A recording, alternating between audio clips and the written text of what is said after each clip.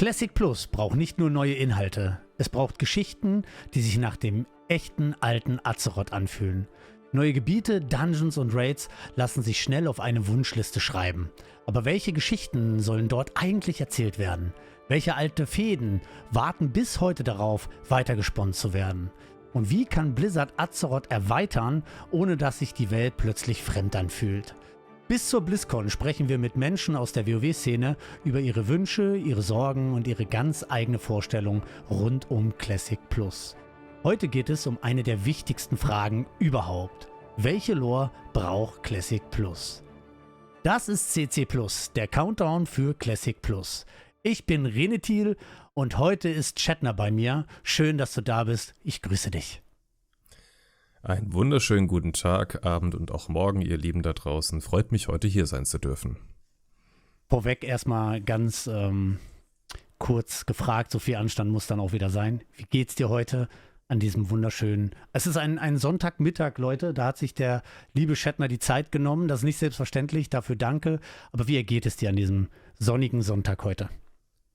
Es ist super, die Temperaturen sind heute zur Abwechslung mal einigermaßen erträglich bisher. Frühstück war lecker und ich bin gut ausgeschlafen. Und wie geht's dir? Auch sehr gut, wirklich. Ich freue mich sehr auf diesen Podcast. Freue mich sehr über deine Zusage, also schon mal danke an dieser Stelle. Ich bin tatsächlich ja auch ein Lore-Fan. Ich würde niemals sagen, dass ich ein Lore-Experte bin oder derartiges. Aber ich bin auch absolut der Geschichte rund um der Welt der Kriegskunst verfallen. Aber man merkt natürlich auch, wenn man da sehr ins Detail geht, dass man dann irgendwann an so einem Punkt ankommt, wo man sich fragt, wie soll das eigentlich weitergehen? Und da wir heute hier um Classic Plus ein bisschen spekulieren und ein bisschen so ein paar Thesen aufstehen werden oder uns gewisse Wünsche in den Raum gegenseitig werfen, freue ich mich wirklich sehr, dass du da bist. Und ich würde auch gleich gerne direkt mit so einer kleinen Impro-Frage starten. Und zwar, wenn dir Blizzard erlaubt, genau eine unvollendete Geschichte aus der Vanilla-Welt fortzusetzen, welche wäre es an dieser Stelle? Ich glaube, ich habe das bei den Booty Bay Stammtisch, Grüße gehen raus, auch schon mal erwähnt. Ich bin ein ganz großer Fan von Grim Batol. Praktisch also der ehemaligen Hauptfestung der Wildhammer-Zwerge. Diese steht leer, nahezu leer, wurde im damaligen Krieg der drei Hämmer verflucht und war dann auch nochmal in ein, zwei Romanen des Zweiten oder in Zeiten des Zweiten Krieges Thema. Und dort kann man unheimlich viel, ja schon so ein bisschen düstere Creepypasta-Geschichten erzählen über alte Flüche, alte Artefakte, über schwarze oder auch rote Drachen, die dort noch in irgendeiner Art und Weise hausen und ihr Unwesen treiben. Nichts, was in irgendeiner Weise übertriebenen kosmologischen Impact hätte, so die Welt geht unter, wenn wir da jetzt nicht reagieren, aber es könnte was entstehen und das ist so dieser Classic-Vibe, den ich mag, denn wenn man sich so ein bisschen mal mit der Geschichte der Dungeons und Raids auseinandersetzt, man sieht, dass da jetzt nichts irgendwie die Existenz oder des Weiterlebens der Bewohner des Planeten irgendwie bedroht, aber man greift sehr oft präventiv ein, ob das jetzt in irgendeiner Weise Shadowfang Keep ist, dass diese Worgenplage aufhört, ob das Black Fathom Deeps ist zum Beispiel auch, also die schwarze Grotte, in der sich wie heißt denn der Kult nochmal? Schattenhammer-Kult. Genau, richtig, der Schattenhammer-Kult eingehaust hat, weil er die Hydra in irgendeiner Art und Weise als Relikt der alten Götterzeit anbetet und immer stärker macht.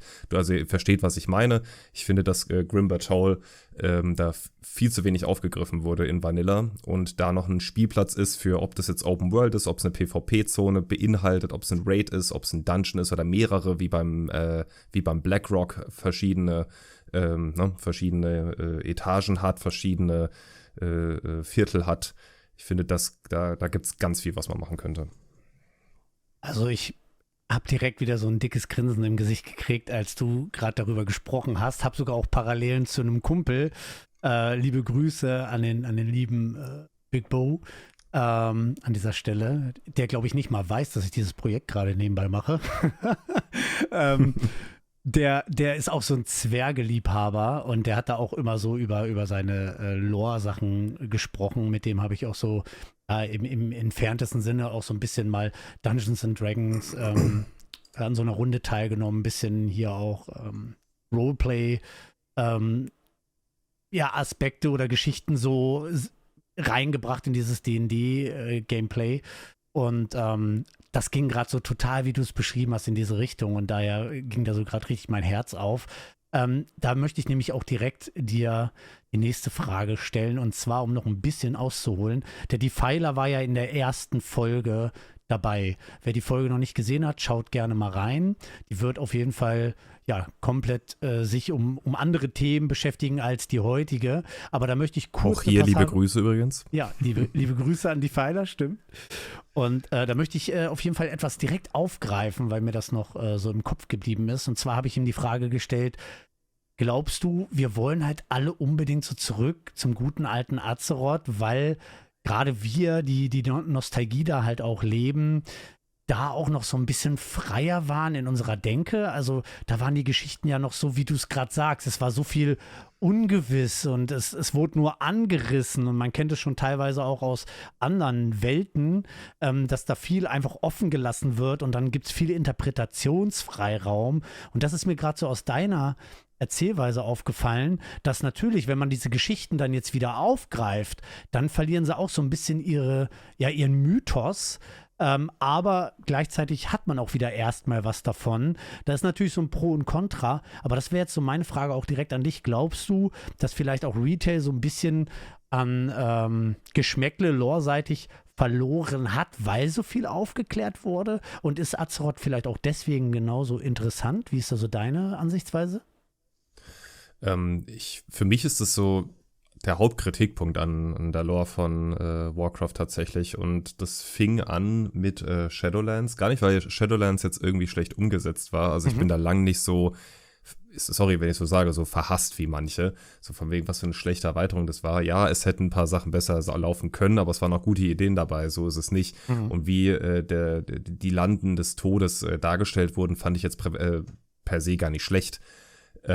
Es war für mich irgendwann, also das große Stichwort, was ich nicht gut fand, um das zu erklären, ist the first ones, also die ersten, die genannt wurden.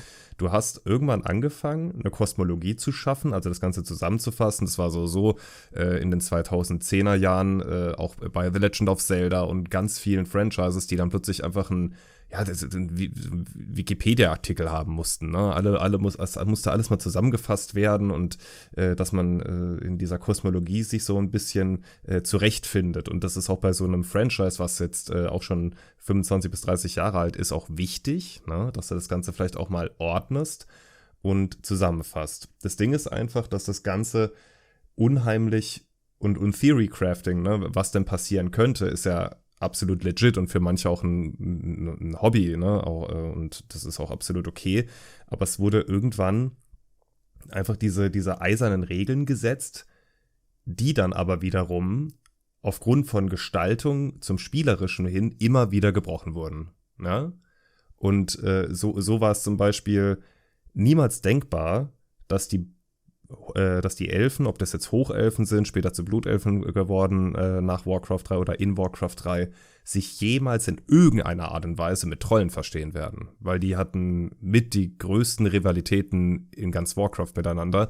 Jetzt im neuesten Patch, quatschen die miteinander und sagen zumindest mal, wir können uns ja mal ein bisschen anfreunden und die Gefahr zusammen bekämpfen. Das wäre nicht, also für mich ist es einfach dieser Vibe, dass man sagt, okay, das und das wurde mal zugrunde gelegt, wo man dann aber einfach merkt, dass es dann den Entwicklern fürs Weitermachen und fürs Weiterkreieren immer wieder im Weg steht. Verstehst du, was ich meine? Komplett, ja. Ne, und ich finde, das ist so der Nachteil daran, wenn du irgendwas festlegst und so fest definierst. Ne? Also nicht nur, dass so man erzählte sich einst, dass meinetwegen Szenarios, der Waldgott, der Sohn ist von Elun und von Melorn. Man weiß bis heute nicht, ob das stimmt, ne? Weil man auch Elun noch nicht mal weiß, was die wirklich ist. Und das finde ich aber auch gut, weil es ist Fantasy und ich glaube, das ist so diese Freiheit, die du auch in deinem Kopf hast, frei zu gestalten, wie das denn hätte sein können. Auch dein Charakter, den du erstellst, wenn du RP machen möchtest und sagst, hey, ich habe hier einen Untoten, der war mal Schreiner oder sonst irgendwas. Es gibt keine Regel dafür. Ja. Nur seit diesen Enzyklopädien und diesen ganzen Lore-Themen gibt es die. Und irgendwie wird es dann immer weiter erweitert. Es wird immer, man muss drumrum arbeiten, was man sich aufgebaut hat, dann einfach mal eine neue Rasse reinpflastern, wie die Haranir jetzt in Retail.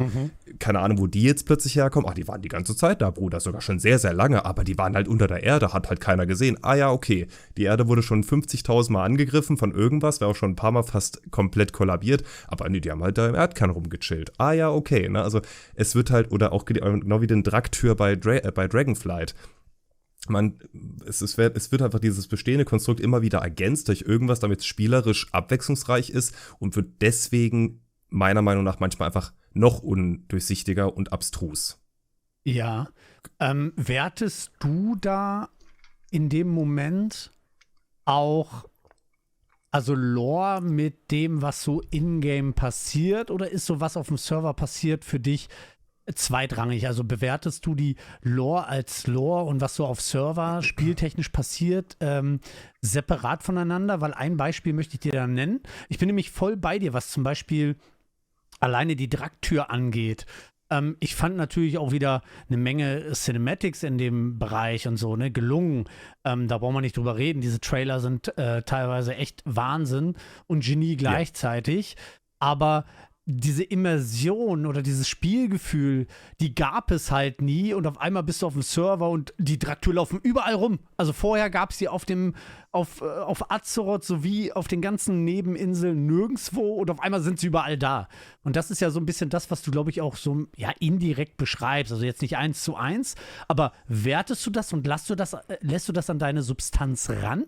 Oder sagst du, nee, das halte ich parallel voneinander, weil vieles ja, was ja auf einem Server abgeht, wie Spieler sich da verhalten, was sie so tun, das ist ja fernab der Lore. Oder nimmst du das trotzdem so auf in deinem Spielgefühl, in deinem Lore-Gefühl? Wie wertest du das? Ich versuche es immer, wie ich es versucht habe, so auszudrücken.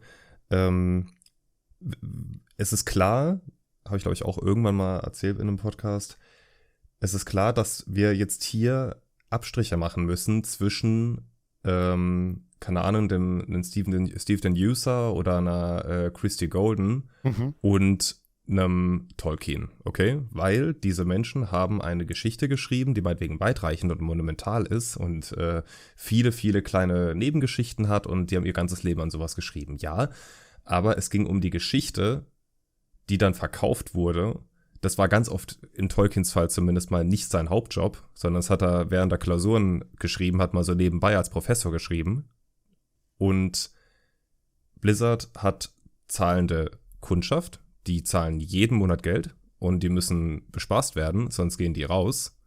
Und deswegen ist da ein ganz anderer Druck dahinter. Das ist ja das, was ich meine, ne? Dass du sagst, ey, wir haben eigentlich eine gute Geschichte, aber verdammt, jetzt haben wir uns da irgendwie, jetzt schreien alle meinetwegen nach untoten Druiden, aber das macht einfach kosmologisch nach dem, was wir geschrieben haben, einfach gar keinen Sinn. Was macht man jetzt? Ne? Und da musst du ja trotzdem irgendwie ignorieren, mal angenommen, das verlangt jetzt jeder, muss ja trotzdem irgendwie reagieren. Und deswegen, Retcons sind teilweise wichtig, dass das irgendwie funktioniert, aber man muss das einfach trennen. Wie ich das dann letzten Endes finde, ist ja komplett mir als einzelner Mensch subjektiv überlassen. Ich habe zum Beispiel jetzt gerade, gestern habe ich einen Text geschrieben über Sindragosa. Okay, wir sind bei Dragonflight. Sindragosa kommt da in diesem Simulacrum als Bild dann nochmal vor in ihrer elfischen, sterblichen Gestalt, ne, nicht als Drache. Man kennt sie vor allem in Wrath of the Lich King, falls der Name jemand was nicht sagt, dieser riesige Skelettdrache von Arthas, dem Lichtkönig. Das ist Sindragosa. Die war die Gemahlin schon seit immer von Malygos, dem ersten blauen Drachenaspekt, vor Kalecgos praktisch. Und diese ist gestorben durch Deathwing, weil der nämlich seinen ersten Durchdreher hatte durch die alten Göttermanipulationen während des Krieges der Ahnen vor 10.000 Jahren. Der Krieg, der praktisch die Welt zerbrochen hat in mehrere Kontinente. Und sie ist praktisch bei diesem Angriff, bei dem fast der gesamte blaue Drachenschwarm ausgerottet wurde von Deathwing selbst, ist diese auch in der Nähe vom Wyrmrest-Tempel gestorben. So, und da wird die ja wieder rausgeholt von Arthas, 10.000 Jahre später als Lichtkönig, als sein Riesenschoßhündchen. Ne? Und diese ist praktisch, das wird in Questtexten erwähnt, unter Qualen gestorben, hat nochmal ganz oft nach ihrem Gemahl gebrüllt, während sie ihre letzten Kriecher machte und wurde nicht gehört, weil der Schneesturm zu laut war und so weiter und ist somit auch so ein bisschen in Zorn gestorben, so wurde es beschrieben. Ne? Eigentlich ein ziemlich heftiges Ende, auch eine krasse Lore und dann eben auch umso schöner, das ist ja das, was ich daran mag, ne? Nachzuforschen und so von wegen, guck mal, jetzt dieser Charakter, dieses Skelettdrachen, macht jetzt sehr viel mehr Sinn, weil sie einfach auch nicht so schön von dieser Welt gegangen ist. Ne? Und jetzt ist er einfach bei Dragonflight wieder da als dieses Simulacrum, hilft dem Kerlek, den blauen Drachenschwarm wieder zu vereinen. Ach, guck mal, da sind sie ja wieder alle. Und da trifft sie sogar das Simulacrum von Malygos. Malygos ist übrigens ein total verrückter Penner geworden nach diesem ganzen Ding. Der hat ja noch die Elfen angegriffen, weil die die Magie missbraucht haben. Danach hin ist er ja, wissen wir ja auch bei WOTK, dass wir ihn da auch letzten Endes zugrunde richten, weil er ja letzten Endes komplett übergeschnappt ist und seine Macht missbraucht hat und alle Magie der Welt an sich binden wollte. Meine ich, dass das so war. Und ja, wir gehen von Dragonflight runter und Syndragosa und Malygos gehen Hand in Hand und finden zusammen Frieden. Übrigens wurde Syndragosa schon der letzte Frieden geschenkt in WOTK mit, ich glaube, einer Weekly-Quest, die du bei ICC machen konntest. Praktisch ihre Essenz aus dem Schädel von Syndragosa konntest du bergen und Kaligos bringen und meinte, guck mal, mit dem können wir Syndragosa endlich zu ihrem Frieden verhelfen. Ja, in Dragonflight machen wir es halt nochmal. Ja, und mit diesem Simulacrum. Und dann haben die beiden dann Frieden und Happy End. Was findest du besser? Und das ist so das, was finde ich, Warcraft natürlich jetzt anders macht. Es ist durch sehr viele Jahrzehnte gegangen, dieses gesamte Franchise. Es wird immer gefälliger und es wird immer bunter. Also nicht bunter von wegen, man wird jetzt jedem gerecht, sondern es wird leichter zu verdauen, leichter aufzunehmen. Diese Brutalität, dieses Ernstzunehmende ist so aus der Lore ein bisschen raus. Man nehme jetzt die Lehre in Midnight mit alles ist lila und wir haben eine riesen Elfenfrau, die so ein bisschen als Drähtezieher da ist und die ganze Welt wird von Leere verschlungen. Früher kannten wir Lehrer mit diesem Schattenhammerkult, mit alten Göttern, mit riesigen Tentakelviechern, mit 1000 Mäulern in Ulduar und so weiter. Was ist ernstzunehmender? Was wirkt bedrohlicher, gruseliger, unheimlicher? Und das ist so das, was sich für mich letzten Endes in Retail gewandelt hat. Einfach. Und womit ich mich noch ein bisschen schwer tue. Muss ich ganz ehrlich sagen. Das war jetzt lang. Ich hoffe, es hat trotzdem Sinn gemacht. Du kannst dir die Zeit nehmen, die du brauchst, weil dafür ist dieser Podcast gedacht und ein Podcast-Format ist ja sowieso langlebig. Ich möchte hier niemand in seinen Worten irgendwie einschränken. Deswegen erstmal danke dafür deine Einsicht. Und ich habe das wirklich auf mich wirken lassen. Ich habe mir vor allem den verrückten Penner gemerkt, den Malygos, weil da wollte ich auch ansetzen. Schon mal verrückt, erstmal vorab so, dass der Podcast sich gerade in eine ganz andere Richtung lenkt als erwartet, aber das war ja bei Defiler genauso und das finde ich sehr, sehr schön. Noch eine Gegenfrage oder nochmal so ein Ansatz deiner Worte. Glaubst du, es ist sowieso schwierig, die Leute jetzt irgendwie noch zufriedenzustellen, weil bewerten wir mal diesen ganzen Weg. Ich glaube, Blizzard hat sich niemals selbst vorgestellt, dass diese Reise so lang geht. Und wenn man dann schon so ein bisschen an diesen Punkt gekommen ist, wo man sagt, ach, bis dahin ist das Kapitel abgelegt und wir können schon neue Geschichten schreiben und dann merken sie so, oh, fuck, wir sind ja eigentlich schon irgendwie an dem Punkt gewesen, dass wir jetzt was Neues machen, aber nee, wir müssen weiter erzählen. Okay, wir erzählen weiter. Und jetzt mal so einen kleinen Vergleich, wie bei so einer Band. Auf einmal wird der Sänger ausgewechselt, ja. Und der Sänger ist auch noch gleichzeitig der Songwriter gewesen. Da merkt man natürlich auch die andere Handschrift so, ne? Und das gab es ja bei Blizzard auch. Dann gab es dann natürlich intern ganz viel Unruhe und so weiter, ne? Aber klar, die Geschichte muss weitererzählt werden und die wurde natürlich auch sehr lang geschrieben, aber nicht so wie bei einem Tolkien, der sich zur Aufgabe gemacht hat, geil, ich schreibe jetzt eine rundumfänglich geile Geschichte, ne? Die ist im Vordergrund, die Geschichte, um die geht es. Wer diese Geschichte jetzt nimmt, wer die wie auch medial umsetzt, um die in Szene zu setzen, das ist ja ganz anders als ja bei Blizzard, die sagen, okay, wir müssen irgendwie weitermachen und es muss weitergehen und wir nehmen diese Häppchen, die wir haben oder die wir einst konstruiert haben, aber jetzt haben wir diese Bausteine und diese Stolpersteine, die müssen wir berücksichtigen, weil da wissen wir nicht weiter oder da müssen wir aufpassen, weil sonst die Community sauer wird. Worauf ich hinaus will ist, ich glaube, es ist wirklich schwer, wenn du dich gar nicht darauf eingestellt hast, gesagt hast, okay, ich werde jetzt 20 Jahre diese Story erzählen und da muss ich auf jeden Schritt aufpassen. Ich glaube, das ist einfach schwer und dann auch noch, dass viele Köche den Brei verderben, da sind wir uns alle einig. Ich möchte auch noch mal ganz kurz in diesem Kontext eine Community-Stimme reinnehmen. Die hat nämlich heute erst geschrieben auf einen meiner Wottelkar-Videos, wo ich auch so gesagt habe, hey, mal gucken, ob in Richtung Classic Plus auch jetzt wieder Arthas halt aufgegriffen wird, weil irgendwie sind ja gerade alle Zeichen Richtung Nordend, egal ob Retail, ob es jetzt hier auch der chinesische Markt mit diesem Titan Reforged ist, ob es jetzt Wottelkar die Jubiläums-Edition ist und so weiter. Und da kam heute ein Kommentar rein. Am Anfang hat er erstmal seinen Unmut nur preisgegeben und dann hat er irgendwie dazu noch gesagt, so alle reden darüber, aber keiner hat einen Plan und seltsame Vorstellungen. Arthas ist die beste Story in Shadowlands, ist allgemein die beste Story gewesen und in Shadowlands wurde sie kaputt geschrieben. Und ja, es hängt so viel auch an dieser Arthas-Story und in Shadowlands wurde sie, wie gesagt, kaputt gemacht. Und dann gibt es jetzt diesen ganzen Schnack rund um CC, also beziehungsweise nicht CC, um Classic Plus, entschuldigt. Ich hätte ihn einfach mal vorlesen sollen und nicht nur aufgreifen sollen. Und jetzt reden halt die ganzen Content Creator über Classic Plus und stellen sich halt in seinen Augen teilweise als Lore-Experten hin und so weiter und so fort und sagt halt am Ende so, ja, aber jeder vergisst dann irgendwie schon wieder, was jetzt in Shadowlands war. Und da muss ich zum Beispiel sagen, ich differenziere da halt hardcore so. Ich habe jetzt Shadowlands zum Beispiel auch in meinem letzten Podcast erwähnt. Ich glaube, da geht er gar nicht drauf ein. Das ist ihm einfach jetzt im Kontext des Wottelkar-Videos eingefallen, aber es passt gerade super in den Kontext und deswegen greife ich es hier an der Stelle auf. Deswegen schöne Grüße hier an Sky Eyeless. Danke dafür dein Feedback auf jeden Fall. Man merkt, dass du da sehr unglücklich drüber bist, was die Lore da mit deiner Arthas-Figur gemacht hast, weil ich muss zum Beispiel an der Stelle sagen, ich fand Arthas auch immer toll, aber nie so, wie er gefeiert wird in der Community. Also da gibt es zum Beispiel für mich auch allein dieser ganze Story-Faden rund um die Verlassenen, um die Untoten. Ich bin so ein Untoten-Fan.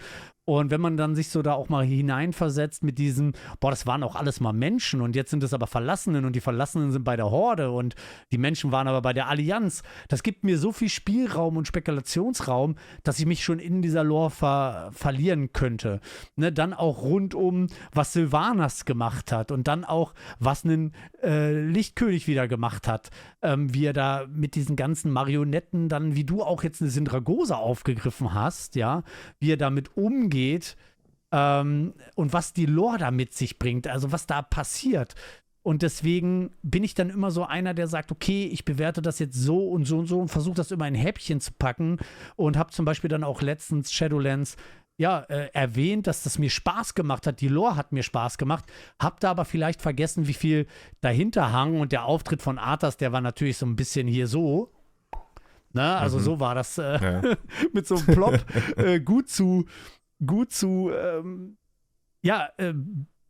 also das war halt einfach, sagen wir mal nicht Plop, sondern vielleicht auch Flop für den einen oder anderen. Und das verstehe ich dann total. Und gerne würde ich mich jetzt hier mit dem Sky hinsetzen und darüber reden und seine Emotionen damit aufgreifen und deine halt genauso.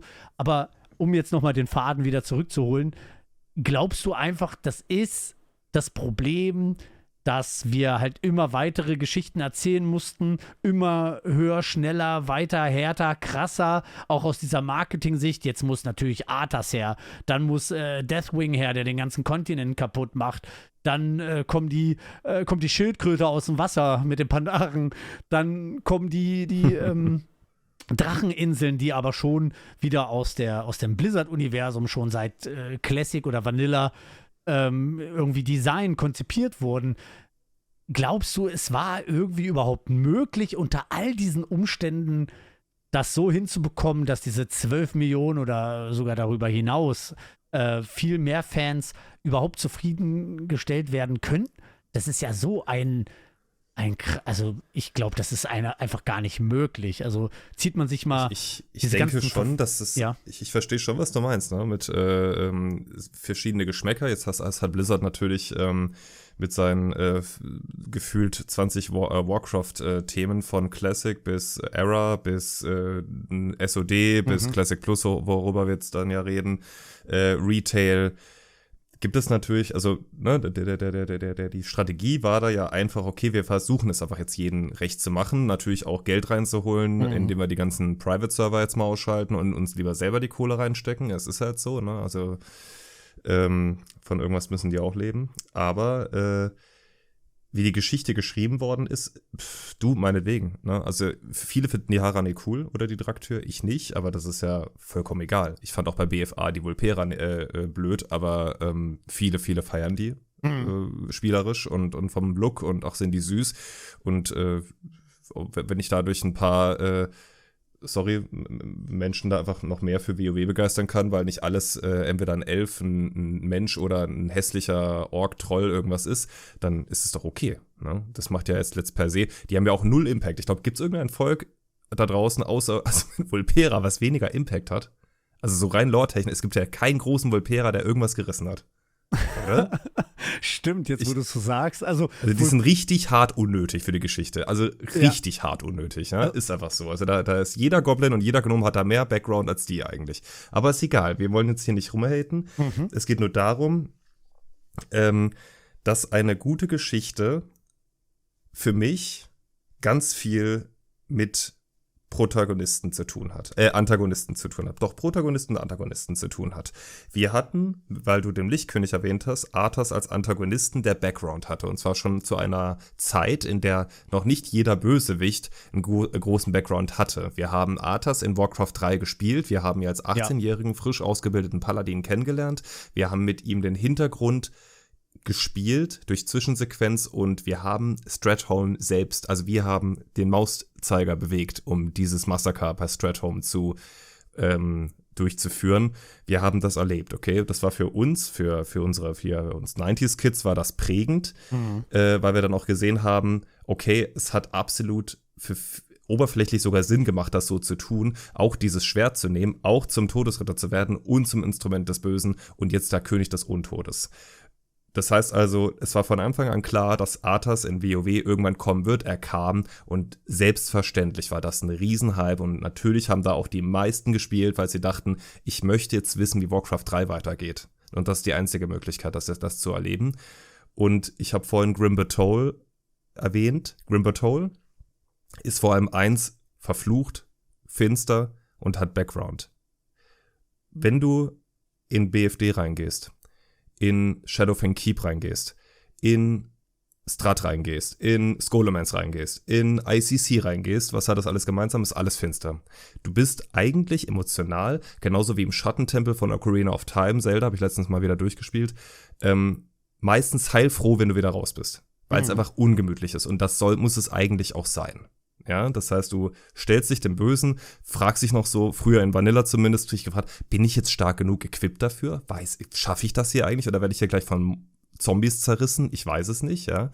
Das heißt also immer so ein bisschen auch ein mulmiges Gefühl dabei vor dem Unbekannten, was als nächstes im nächsten Raum auf mich warten könnte. Was kann der nächste Boss? Oh Gott, wie schrecklich sieht der denn aus, ne? Das ist so mein eigener Geschmack. Das heißt also, das Letzte, was es wirklich gut gemacht hat, diese Thematik aufzugreifen, war Legion, finde ich. BFA hat auch tolle Plots gehabt, also auch, ich bin jetzt gerade dabei, ohne jetzt Werbung machen zu wollen, aber ein Klagelied und ein guter Krieg zu vertonen. Auch da wusste ich nicht, wie super, super gut diese Geschichte von Battle for Azeroth, die Vorgeschichte ist, warum es überhaupt zu diesem Teldrassil-Brand und dieser gesamten Cinematic vor Unterstadt, wie das dazu gekommen ist, richtig, richtig gut umgesetzt. Und vor allem, und das ist das Allerwichtigste, nicht nur das Setting hat gestimmt, sondern vor allem die emotionale Fallhöhe. Die emotionale Fallhöhe meine ich damit, dass wir uns auch mal nicht, es muss ja nicht Game of Thrones sein, aber irgendwie von manchen Charakteren auch manchmal trennen müssen. Ja, dass Garrosh Hellscream Cairn Bloodhoof getötet hat. In einem unfairen Makorat, vielen das Herz gebrochen, bis heute. Weil Cairn Bloodhoof sehr beliebt war. Lass ihn sterben. Vulcan, gerade als frischer Kriegshäuptling, tot. Varian Wrynn, tot. Tyrion Fordring, tot. Und das alles im ersten Patch. Das ging gerade so weiter. Und deswegen war diese Legion, diese Burning Legion, die ganze Welt überfallen hat, erst so bedrohlich, weil Leute wirklich gestorben sind. Und, also dann kam halt irgendwann Shadowlands. Da haben wir gesehen, worin die gesamte Sylvanas-Sache gemündet ist. Das war jetzt, finde ich, jetzt auch gar nicht so schlecht, wie jetzt viele behaupten. Mhm. Aber danach kam Dragonflight und Dragonflight hat geendet mit Eridikron. Okay, alles klar. Und der letzte Boss war Fyrak. Und Fyrak war für mich halt absolut unbedrohlich. Der war ein Meme irgendwie, oder? Also sowas vor ein unbedeutender Bösewicht, der plötzlich kam, wieder ging und keine Aura hatte. Nichts Bedrohliches. Und wir hatten aber Leute wie, den Thunder King vom MOP, der richtig Aura hatte und genauso wie Fyrak auch nur einen Patch hatte. Oder ich nenne mal zum Beispiel Sire Denathrius von Shadowlands. Castle Nathria ist für mich einer der besten Raids, die es jemals gab. Also ich bin zwar auch ein Castlevania-Fan, muss ich sagen. Dieses Setting mit Vampir, Graf Dracula-Setting war schon meins. Bin ich ehrlich, bin auch nur ein Mensch. Aber wie er aufgetreten ist mit seiner charmanten, adligen und hochnäsigen Art und willkommen in mein Schloss, ihr werdet dieses Schloss nicht mehr lebend verlassen mäßig, war Aura pur für mich. Mal abgesehen davon, dass sehr, sehr gute Bosskämpfer da drin waren, ja. Und wieder da natürlich auch wieder so dieses eher edgy, finstere Thema. Genau, und ich glaube, wenn du da mal ein bisschen mehr Bedrohung schaffen könntest, außer dass jetzt Xal'atath, was hatten die bisher gemacht? Galliwix getötet, dann hat sie Dalaran gesprengt, Khadgar eigentlich eingesaugt, doch nicht, jetzt ist er wieder da im Rollstuhl. Der Locust Walker ist weg, ich glaube, den hat sie ausgeschaltet, aber vielleicht auch nicht. Das ist es halt, weißt du, das ist so ein bisschen wie bei Dragon Ball. Irgendwie kommen die halt wieder, dann kann man doch wieder irgendwie sagen, warum der jetzt wieder da ist und das ist es so, es ist nichts Endgültiges. Und wie soll ich denn eine Beziehung zu einem Bösewicht oder zu einem Pro- oder Antagonisten herstellen, wenn ich mich überhaupt nicht fürchten muss, dass der irgendwann mal weg sein könnte? Verstehst du, was ich meine? Das ist doch eine Heldengeschichte. Warum ist es denn so dramatisch bei Herr der Ringe, als Gandalf da irgendwie die Brücke von Khazad-dûm runterstürzt? Weil du zu diesem Zeitpunkt ja noch nicht mal weißt, dass der wiederkommt, klar, aber du weißt, was ich meine. Ja. Du brauchst einfach eine gewisse Dramatik in der ganzen Sache. Du musst Charaktere sterben lassen und ein Bösewicht muss Impact haben. Es muss einfach ein Grund sein, dass der da ist und dass man sich fragt, was hat er denn jetzt als nächstes vor? Die Old Gods waren so gute Antagonisten und über fast ein Jahrzehnt über haben wir uns gefragt, was haben sie denn als nächstes vor? Weil Yogg-Saron auch diese Phase hatte mit dem Gehirn, wo du es ausschalten musstest und dann diese Szenen, wo er anscheinend ja mitgewirkt hat mit der Hinrichtung von König Rin durch Garona Half-Orken und so weiter. Und man denkt sich, was, das habt ihr alles geplant? Oh mein Gott, Impact, ne? Haben wir wieder Lovecraft mit drin, perfektes Setting. Und dann kam N'Zoth. N'Zoth, man redet gefühlt 7-8 Jahre über N'Zoth. Wo ist der? Wo ist dieser letzte alte Gott? Ist er da? Ist er unter Vashj'ir? Ist er ganz woanders? Und dann kam plötzlich dann hier BFA raus. Okay, anscheinend ist er dieser Fisch oder was weiß ich wie. Oder im Gefängnis und er spricht durch den Fisch. Und dann kriegt er diesen Patch und enttäuscht halt gnadenlos. Ja. Und das ist halt wieder so, schade, okay, hätte man besser machen können, alles klar. So, und jetzt haben wir keine Bösewichte mehr. Was machen wir jetzt? Xal'atath kann man natürlich machen. Das ist auch per se gar keine schlechte Idee, die so aufzuziehen, ne? Aber irgendwie so, was ist sie denn jetzt wirklich irgendwie? Ich glaube, man weiß es immer noch nicht. Aber ich bin persönlich inzwischen, inzwischen ist es mir auch irgendwie wurscht. Ich weiß es nicht. Irgendwie, ich frage mich das nicht so wirklich, weil dieser Antagonist bisher für mich nicht so spannend war. Dafür, dass er jetzt so eine riesen Bühne kriegt. Ja. Aber wir dürfen gespannt sein. Vielleicht sage ich auch nach The Last Titan was ganz anderes und sage, boah, bester Villain ever. Für mich ist der beste Villain ever Garrosh Starscream, weil es für mich am meisten Aura hatte, für mich am meisten Gefühl geweckt hat und auch da sehr viel mit, war es jetzt so schlimm und so falsch, was er getan hat.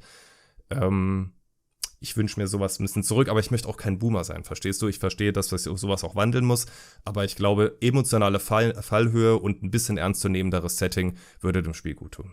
Ja. Ich versuche das so ein bisschen einzuordnen und so ein bisschen wieder, ja, jetzt den Hut auch aufzusetzen in Richtung des Kommentars. Und dann versuche ich aber auch so ein bisschen auf deine Sachen, die du halt hier droppst, sage ich mal, nochmal ganz kurz drauf zu antworten. Aber dass wir uns da nicht zu sehr in der Lore per se verlieren, weil ich glaube, da könnten wir 12 Folgen machen und würden nicht auf den Nenner kommen. Also das ist utopisch. Aber um nochmal so ganz kurz auf diesen Unmut zurückzukommen. Ich glaube ja, erstmal ist immer so natürlich auch so ein bisschen, ja, man sagt ja auch immer, hier zum Beispiel auch, er passt jetzt gerade gar nicht rein, aber so beim Fußball-Konkurrenzkampf tut gut, ne? Und wenn man jetzt so eine Community hat, die on fire ist und sagt, oh, das fand ich aber scheiße, und der andere sagt, nee, das fand ich geil, so, dann passiert halt Interaktion, Leute diskutieren, und solange man sie nicht verliert, passiert da etwas. Es ist besser als Stagnation, es passiert gar nichts, keiner redet drüber, so, ne?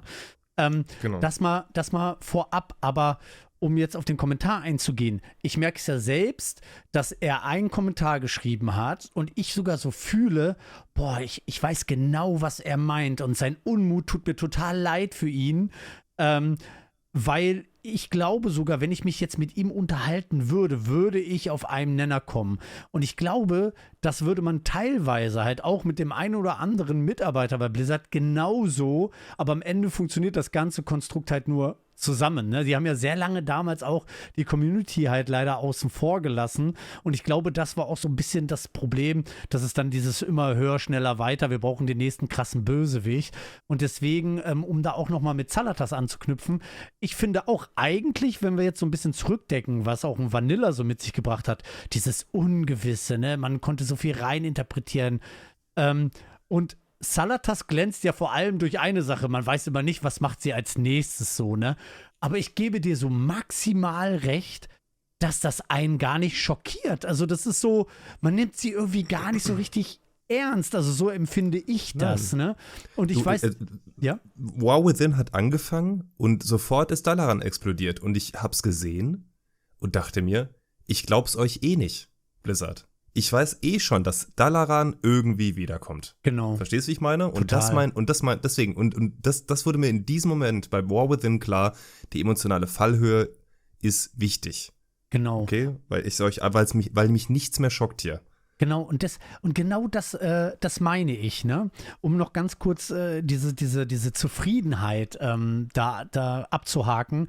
Aber dass das jetzt super wichtig wird mit The Last Titan, da sind wir uns alle total einig. Also ich glaube, wenn man so auch die Stimmen aus der Community hört, also nicht nur aus Sicht von Retail, nicht nur aus Sicht von Classic und jetzt auch die ganzen Spekulationen rund um Classic Plus. Ich glaube, es gab noch nie eine BlizzCon, die so erwartet war wie diese. Und deswegen lange nicht mehr, ja. Deswegen ist diese Fallhöhe gerade so immens, und es wird auch so viel Unmut geben, das habe ich schon in der ersten Folge gleich direkt vorwegnehmen wollen. Ich habe gesagt, es wird so viel Unmut geben, weil die Leute fangen jetzt aber auch an, ihre Hoffnungen wieder so rauszugeben. Ne? Alle öffnen so ihr Welt der Kriegskunstherz und sagen, oh, wie toll wäre das Arthas in Classic Plus und so weiter. Und Nordend und darüber hinaus. Also du kannst jetzt ja so viel spekulieren, und dann kommen diese blöden Content-Creator, wie auch der Kommentar sagte, ne? Die kommen, die haben alle gar keinen Plan und die sagen, wie toll Shadowlands war. Zum Beispiel aus meiner Sicht war das gar nicht meine Meinung dahinter. Ich habe nicht gesagt, Shadowlands war toll von der Lore her, sondern wie man das so gespielt hat. Ich bin natürlich auch mega Sylvanas-Fan. Sylvanas war mega catchy im Vordergrund und du hast es gerade auch kurz angerissen gehabt. So, du empfandest auch, Sylvanas, das hat irgendwie, das hatte was, ne? Irgendwie hat das ja was mit einem gemacht, rund um die Story auch, wie es dann in Anduin geht, ne? Ich meine, am Ende war er nur noch ein Trauerklos, wenn man so möchte, ne? Also, Genau. und was hat er jetzt aus dieser Sache herausgenommen? Dann siehst du einen Thrall und einen Anduin, die da vor diesem riesigen Schwert stehen und du denkst so, ja geil, es geht weiter und es geht immer noch nicht ums Schwert, ne? Und es ist so wirklich, wo fängt es an und wo hört es auf, ne? Es wird immer krasser und Blizzard hat ja nun mal auch schon immer diese Eigenschaft gehabt, wir geben euch keinen Impact, wir geben euch keine Insights, keine Einsicht, gar nichts. Und jetzt die Community brodelt und ich sag dir, es wird so entscheidend, was sie mit dieser BlizzCon jetzt machen, weil das wird für dich als lore-affiner Content Creator, wenn nicht sogar der mit lore-affinste also im deutschen YouTube-Bereich, bis hin zu andere Content Creator, man muss jetzt ja hier nicht jeden aufzählen, ihr kennt es ja selbst alle am besten, das wird sich durchziehen und es kommt dann wirklich die Frage, bin ich einfach ein WoW-Fan und sage, okay, jetzt haben sie zwar Dinge gemacht, die ich nicht toll fand, aber es wird so dramatisch, aber gleichzeitig auch schön sein können und ich merke gerade, ich schaffe es gerade gar nicht, auf alles zu antworten. Ich würde, glaube ich, doch das meiste von dir stehen lassen. Aber ich möchte eine entscheidende Frage stellen, weil du ja auch sagst, so eine Person wie Arthas, wo es angefangen hat, wie viel Drama der mit sich gebracht hat, bis hin zu Shadowlands, wo er jetzt so viele enttäuscht hat. Und lass uns jetzt mal ruhig auch von der World Soul Saga ein bisschen weggehen. Glaubst du, diese ganze Spekulation rund um Classic Plus, das wird lore-technisch überhaupt so aufgegriffen, dass man da sagt, okay, am Ende kann auch wieder ein Arthas mitmischen? Oder sagst du so, nee, die machen maximal so SOD-mäßig, greifen die das auf, man befindet sich dann einfach in der alten Welt, es werden vielleicht so ein paar alte Story-Sachen aufgebrochen und dann auch gezeigt und dann werden da auch wieder viele enttäuschen, enttäuscht meine ich, weil der Mythos größer war als die eigentliche Geschichte jetzt. Was glaubst du, kann da rund um Classic Plus passieren und auch was hoffst du, was hast du so für dich bis jetzt aufgesaugt oder bleibst du bei deiner Endaussage, wo du gerade gesagt hast, ey, ich bin gerade an so einem Punkt, wo ich innerlich tot bin, ich warte einfach auf die BlizzCon und dann werden sie mir zeigen, wo es hingeht, oder gibt es für dich auch gar nicht so innerlich gerade diesen Classic Plus Hype und ja, wird da sowas wie Arthas oder die alte Welt eine Rolle spielen oder sagst du, nee, du glaubst sogar eher, dass das so in Richtung Titan Reforged geht, einfach nur auf den europäischen Markt gemünzt und dann war's das. Was erwartest du? Was denkst du? Was wird passieren? Was ist deine These? Wovor hast du Angst? Ich habe viele Ideen, das habe ich auch schon mit den Stammtischlern besprochen, dass es diverse Möglichkeiten gibt, das Level- und Endgame-Erlebnis von einem Classic, wie wir es kennen, anders zu gestalten, beziehungsweise abwechslungsreicher zu gestalten, noch weitreichender zu gestalten. Riesenthema ist, dass wir in Classic nicht fliegen konnten. Das heißt, die Welt bleibt gigantisch und zeitaufwendig. Vielleicht könnte man da kleine Quality-of-Life-Features mit reinbringen, von wegen so, hey, komm, also zwischen Unterstadt und Booty Bay vielleicht doch mal einmal einen Teleporter rein. Entschuldigung. Wäre mal ganz freundlich, dass man nicht irgendwie 25 Minuten darum fliegen muss.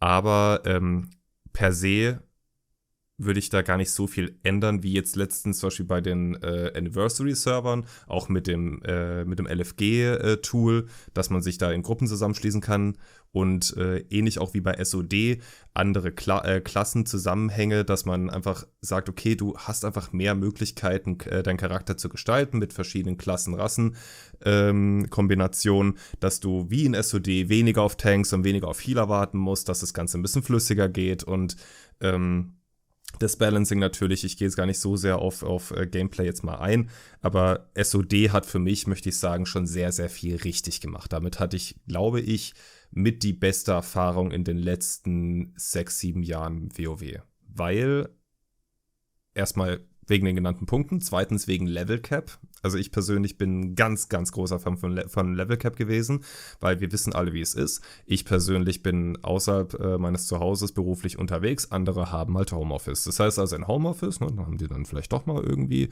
ihren Charakter auf Autowalk und gehen schon mal zum Questgebiet rüber oder farmen währenddessen, was weiß ich was, ne? Oder einer hat halt nur Teilzeit und der andere ist halt Vollzeit am Ackern oder ist selbstständig.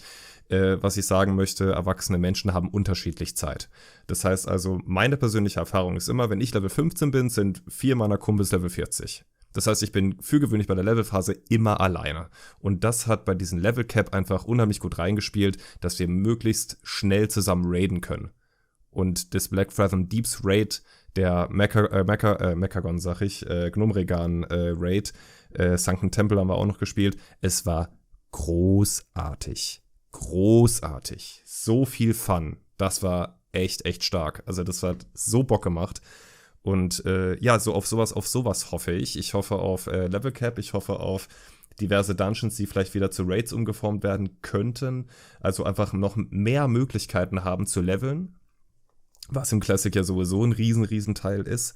Eigentlich ist das Endgame-Content von Classic ja auch nicht wirklich gut. Du kannst es gut machen, ne? Mit auch ein bisschen was von Retail abgucken, aber halt auch nicht zu viel, wenn man versteht, weil du verstehst, was ich meine. Und was ich mir erhoffe, ja, ist finde ich, dass SOD schon sehr viel richtig gemacht hat. Ne? Dann hat man noch ein paar Sachen von Turtle Wow, was sie jetzt ja einstampfen wollen oder schon getan haben, weil ich bin gar nicht so auf dem Laufenden. Mit Klassen-Rassen-Kombinationen, die halt sinnvoll sind.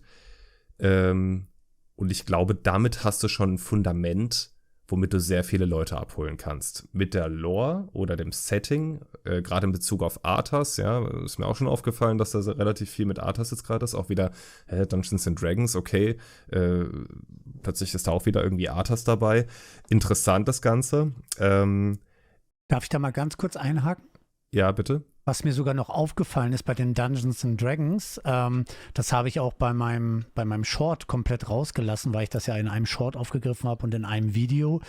Da kommt ja am Anfang der erste Würfel, der zeigt den Classic-Trailer und dann der zweite, der Arthas zeigt. Also das heißt, man skippt einfach The Burning Crusade und den ganzen anderen Rest. Man hat ja so viele Möglichkeiten. Ja.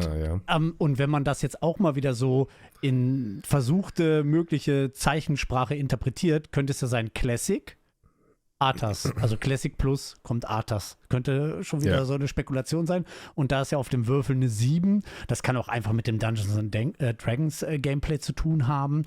Aber 7 könnte ja auch sein, so Alter, auf der BlizzCon erwartet ihr 7 Arthas-Drops, wo man dann ja auch hier wieder die Spekulationen rund um hier dieses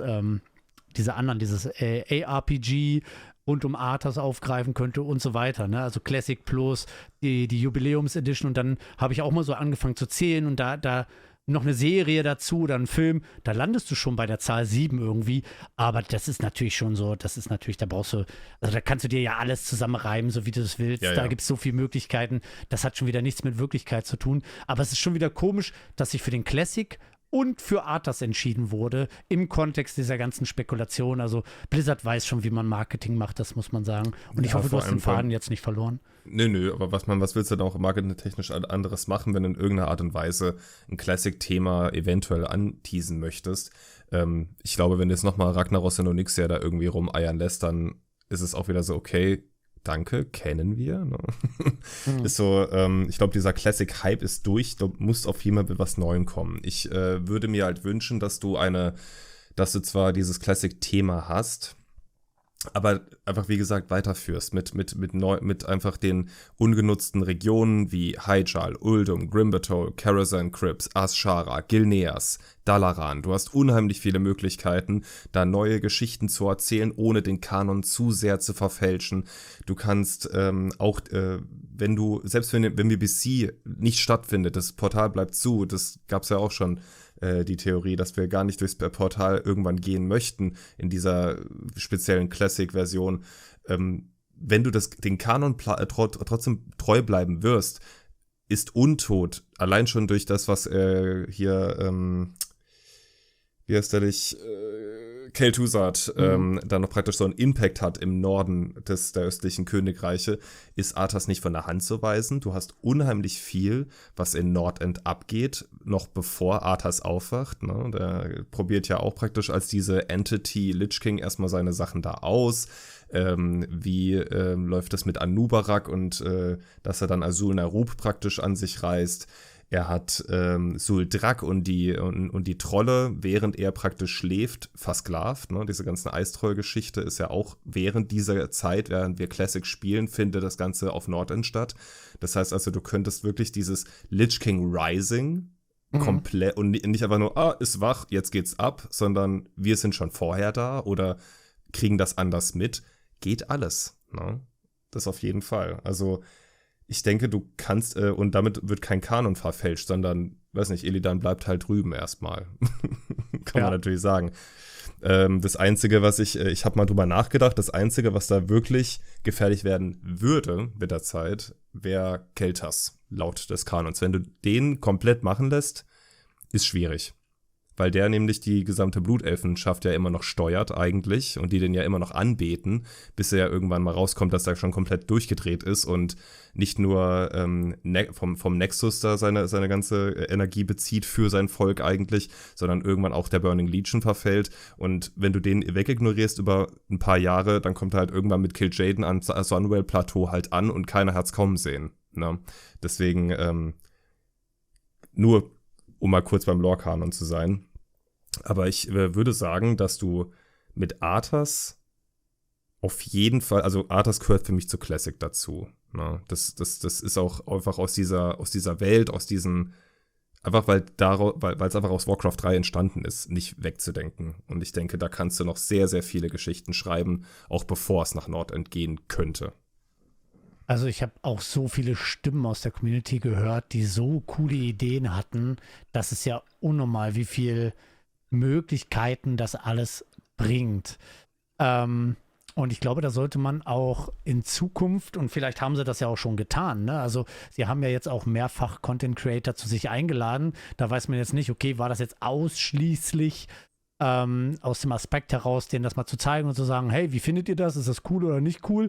Das wäre aber natürlich vertane Arbeit, weil du kannst sie auch vorher fragen und dann darauf deine Arbeit münzen, weil wenn da, keine Ahnung, 10 Content Creator sind und irgendwie 8 reden von demselben und das sind halt wirklich alles Leute, die World of Warcraft mit Herzblut spielen, dann ist das ja schon mal ein guter Indikator irgendwie auch in die Richtung zu arbeiten. Vor allem etwas Neues, ne? Also bei Classic Plus reden wir ja von komplett neuen Möglichkeiten in dieser riesigen, weiten Welt. So. Und genau, wo fängt denn Classic an und wo hört Classic auf? Das haben wir ja auch in der ersten Folge aufgegriffen.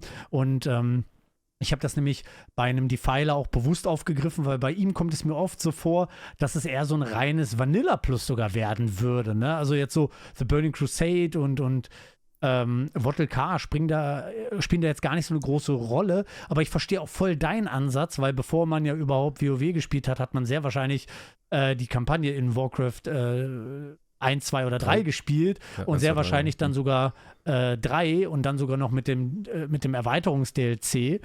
Und dann ist man da ja mittendrin und auf einmal spielt man das in dieser riesigen, großen Welt. Gab es dann ja auch hier alles mit Höhlen der Zeit und so, ne, wo man das ja auch nochmal aufgegriffen hat. Und es gibt ja so viele Möglichkeiten. Und ich bin auch irgendwie der Meinung, also ich habe momentan auch gar keine Erwartungshaltung. Ich habe allgemein in der ganzen Gaming-Industrie so oft Hoffnung nach außen getragen und wurde enttäuscht, was wahrscheinlich aber auch wirklich zu 50%, wenn nicht sogar 60-70% an mir lag, weil ich einfach zu viel erhofft habe, was man dann vielleicht auch gar nicht mit diesen Möglichkeiten umsetzen konnte.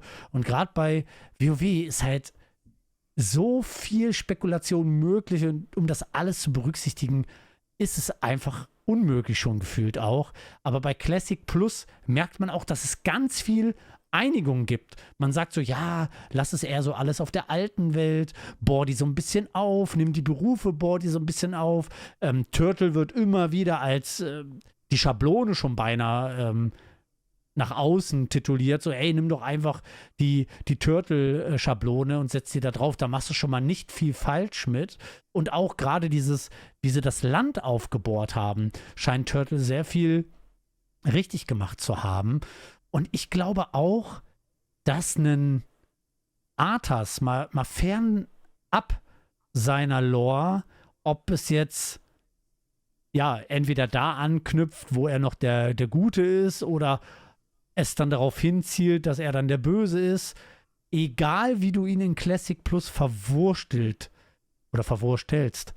du hast so viele Möglichkeiten, das richtig zu machen, weil die Leute dir das dann mehr danken, als der Abgang hier irgendwie bei Shadowlands, als ganz viel weitere Erweiterungen rund um Retail.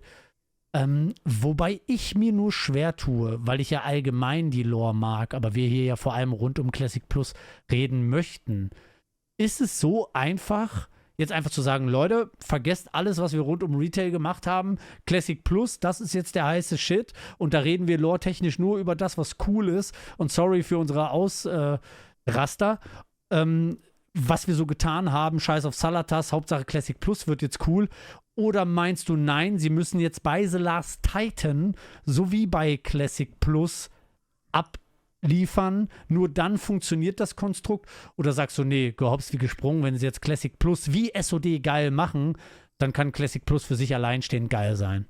Also lore-technisch vor allem. Eher Zweiteres.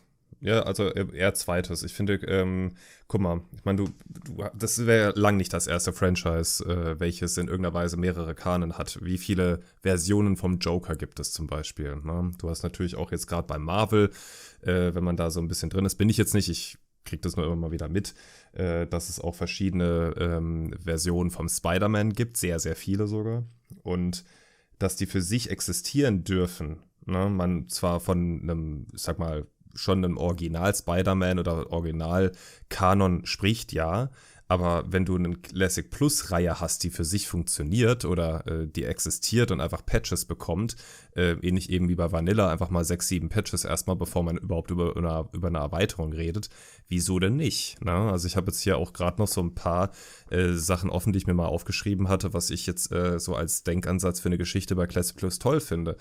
Ich fand das ultra stark, dass du The Scarlet Crusade als letzten Patch hattest, ne? bei Season of Discovery damals, weil ich per se The Scarlet Crusade, die gesamte Geschichte darum, total klasse finde. Jedes Mal, wenn ich Classic Level, bin ich von Level 30 bis Level 40, übernachte ich im Kloster, weil ich Waffenkammer erstmal 17 Mal gehe, bis ich alles hab, weil ich das einfach feier. Also das ist auch echt ein Dungeon, der nie langweilig wird, komischerweise. Für mich zumindest. Aber genauso hast du eben auch andere Fraktionen wie der Searing Blade Clan, der unterhalb von Orgrimmar seinen Scheißdreck macht. Dann hast du Twilight Hammer Clan, den wir schon besprochen hatten. Du hast verschiedene Trollstämme, lang nicht nur Gurubashi, die in irgendeiner Weise Krams machen. Und verstehst du, was ich meine? Nichts davon schadet in irgendeiner Art und Weise dem Bestehen der Welt. Aber es hat einfach unheimlich viel Möglichkeiten, das auch nochmal groß aufzuziehen. Wie zum Beispiel auch bei The War Within, als es da plötzlich einen BlackRock Deeps Raid gab, der tatsächlich super overtuned war, aber von der Idee und von der Durchführung der Mechaniken der Bossen unheimlich sinnvoll war und Bock gemacht hat. Also das war für mich auch einer der schönsten Sachen der letzten Jahre. Ne?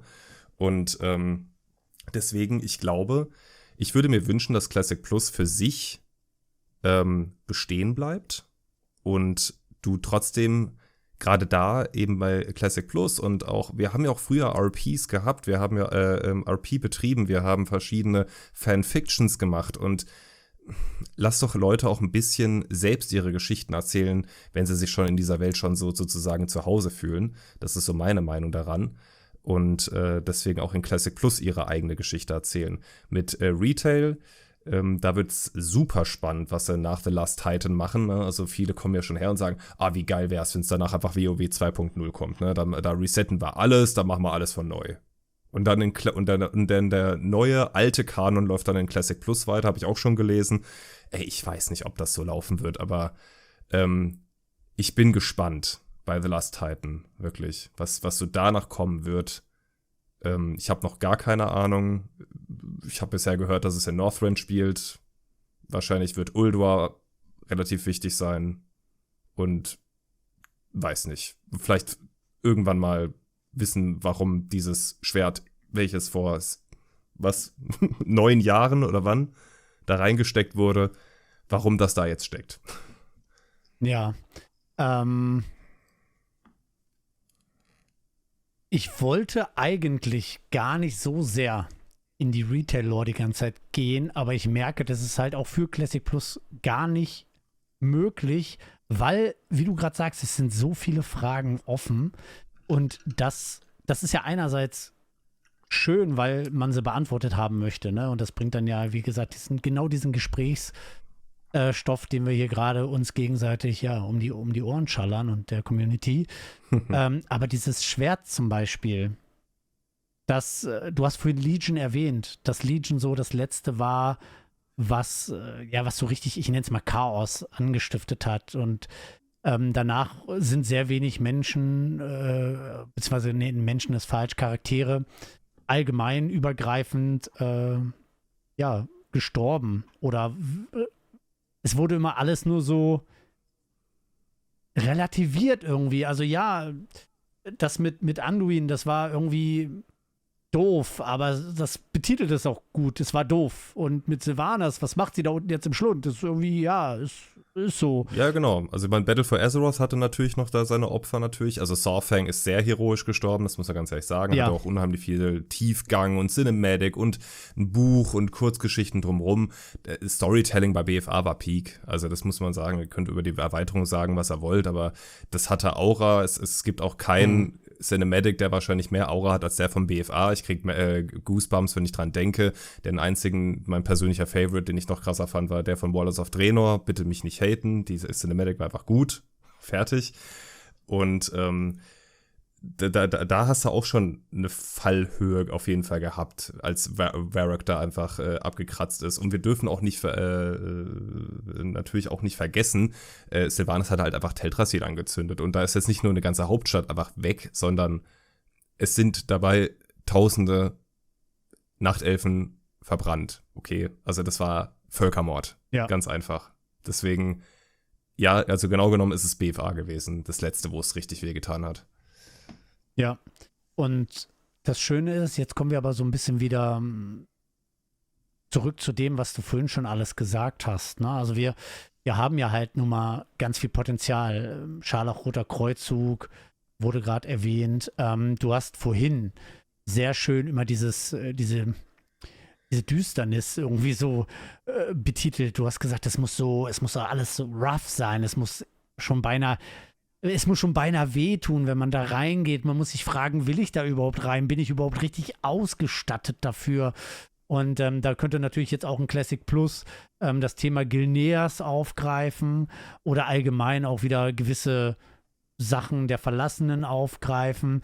Man kann auch, ich meine, okay, die sind immer so ein bisschen catchy eher in World of Warcraft, aber die Südmeer Piraten und so, obwohl man da auch wenn man dahinter blickt, sagt, okay, was da nicht auch alles so mit diesem Verrückt, mit diesem Wahnsinnsgrad, nennen wir es mal mit diesem Wahnsinnsgrad passiert ist. Du hast vorhin die Trolle erwähnt, die eigentlich einen Leitsatz haben und das ist Never forget, so ungefähr. Weißt du, kannst du mir so ein bisschen folgen? So, ja, ich verstehe, und das kannst du ja voll aufgreifen in Classic Plus und dann hast du halt diesen Düsternisfaktor. Du hast diesen unbarmherzigen Gesprächsthemen, wo du merkst, oh, jetzt wird's ungemütlich, das ist ekelhaft und es braucht nicht einen Arthas, es braucht nicht einen Deathwing, sondern es geht um die Sache, es geht um das Ganze, es geht um das Mystische im Hintergrund, um die Geheimnisse und so weiter.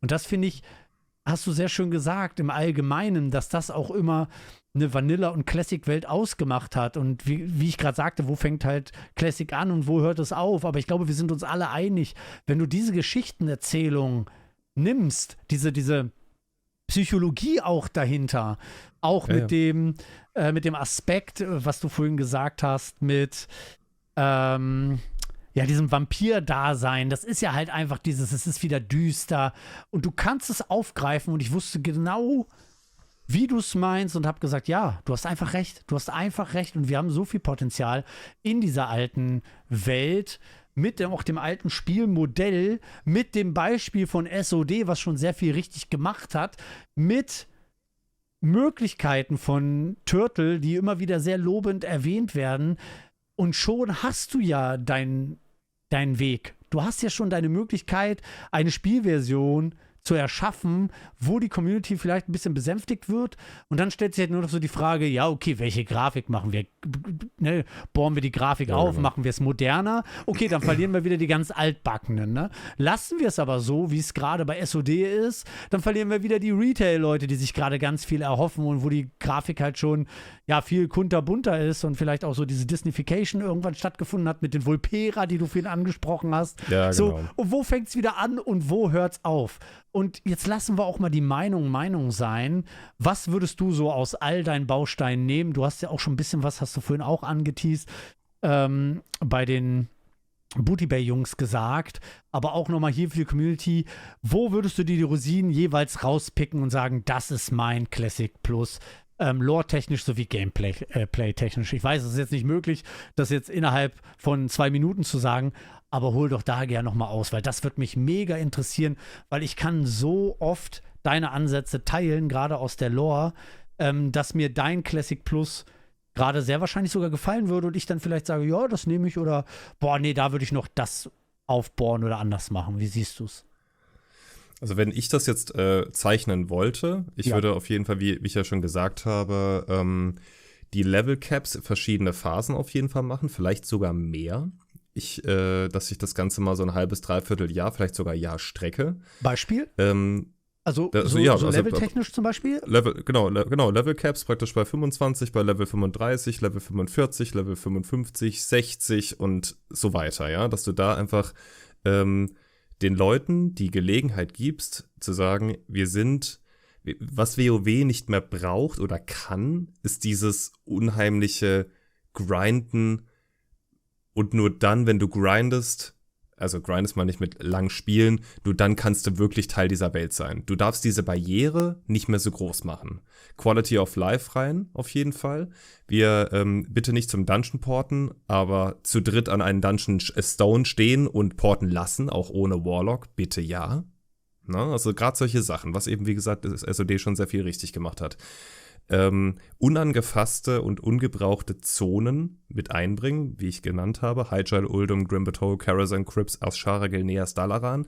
Daraus neue Questgebiete machen, sich überlegen, 1, 2 Dungeons rein, 1, 2, 3, 4 Dungeons rein, PvP-Zone rein, auch sowas wie Gurubashi Arena. Wieso gibt's das nur einmal? Ne?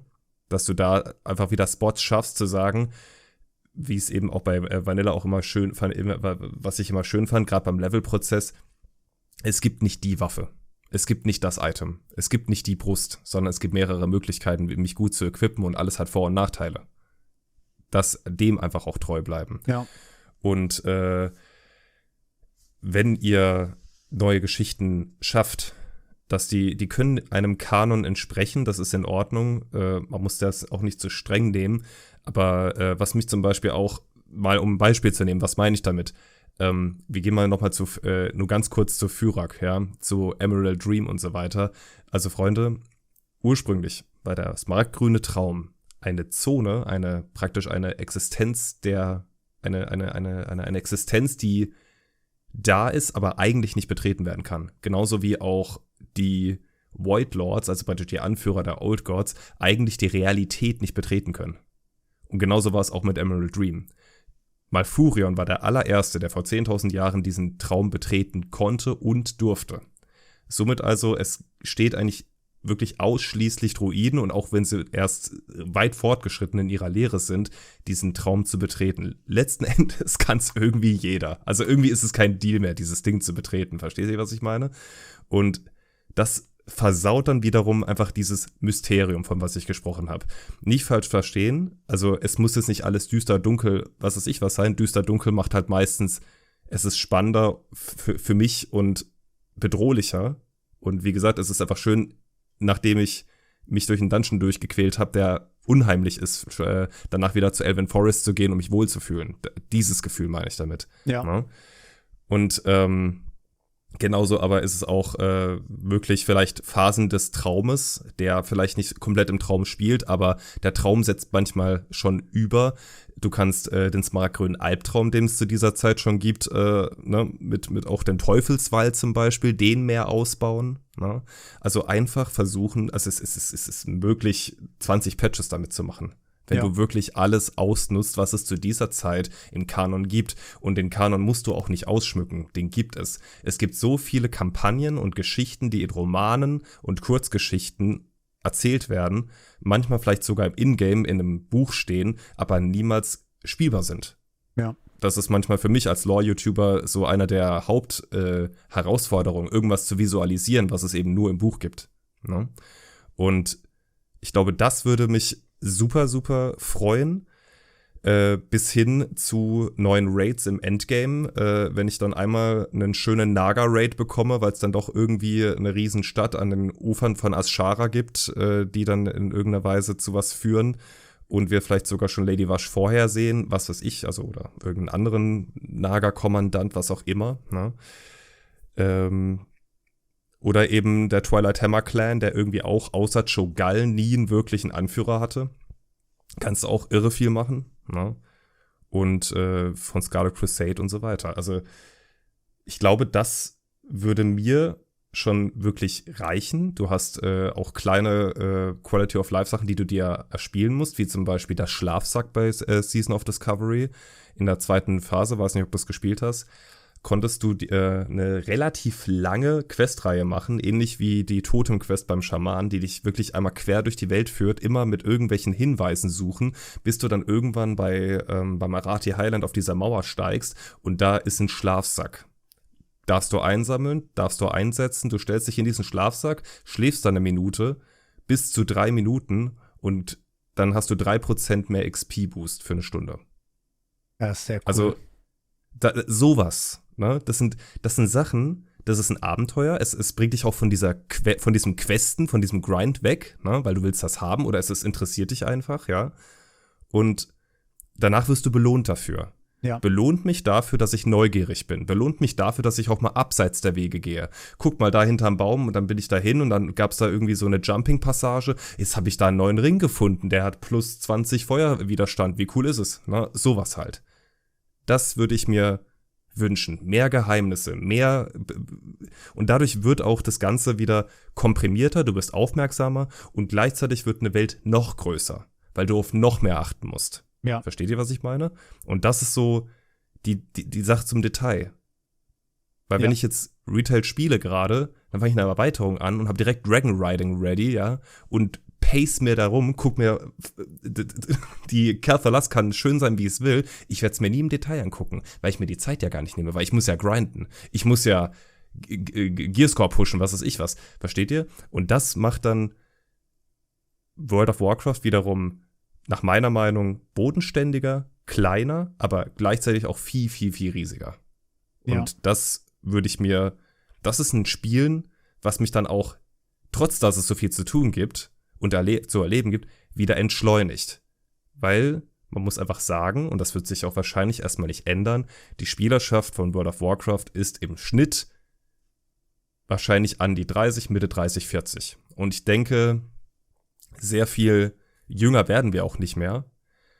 Und wir sind alle erwachsen und wir haben alle Familie und das funktioniert nicht mehr so wie früher, 2008, als wir 15, 16 waren. Ach, ich schwänz mal Sport und geh raiden. Das geht nicht mehr.